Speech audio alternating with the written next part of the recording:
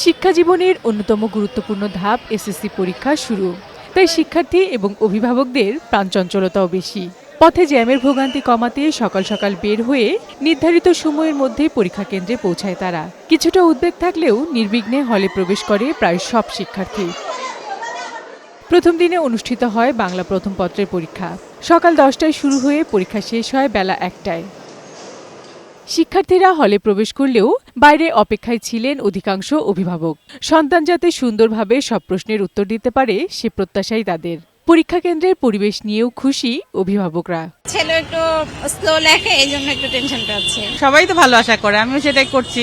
কোনো টেনশনই নেই। ঝামেলা হয়েছে যে আমি পড়ে গেছিলাম, অনেক সকালে এসেছি তো এই জন্য ঝামেলা ছিল না। প্রিপারেশন থাকলে টেনশন কেন হবে?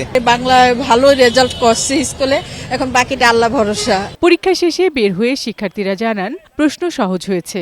এরকম জানি ভয় ভয় লাগছিল, কিন্তু পরে ঠিক হয়ে গেছে ধীরে ধীরে। রাইটিং পার্ট গত বছরের তুলনায় অনেক সহজ গেছে। পরীক্ষা মোটামুটি ভালোই হয়েছে। বাংলা পরীক্ষা লেখা বেশি একটু কষ্ট হয়েছে। পরীক্ষা অনেক ভালো হয়েছে আমার।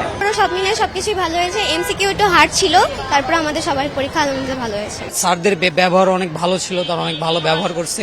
এদিকে মতিঝিল সরকারি বালক উচ্চ বিদ্যালয় পরীক্ষা কেন্দ্র পরিদর্শন করেন শিক্ষা উপদেষ্টা ডক্টর CR আবরার। এ সময় তিনি বলেন, কোনো ধরনের বিশৃঙ্খলা যাতে তৈরি না হয় সে ব্যবস্থা নেওয়া হয়েছে।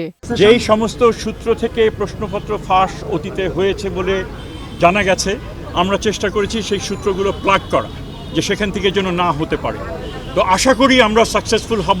আমরা নিশ্চিত করতে চেষ্টা করেছি যে যে ধরনের ব্যত্যয় মাঝে মধ্যে ঘটে যায় সেটা যেন না ঘটে। 13ই মে শেষ হবে তত্ত্বীয় পরীক্ষা। 15ই মে থেকে শুরু হবে ব্যবহারিক পরীক্ষা।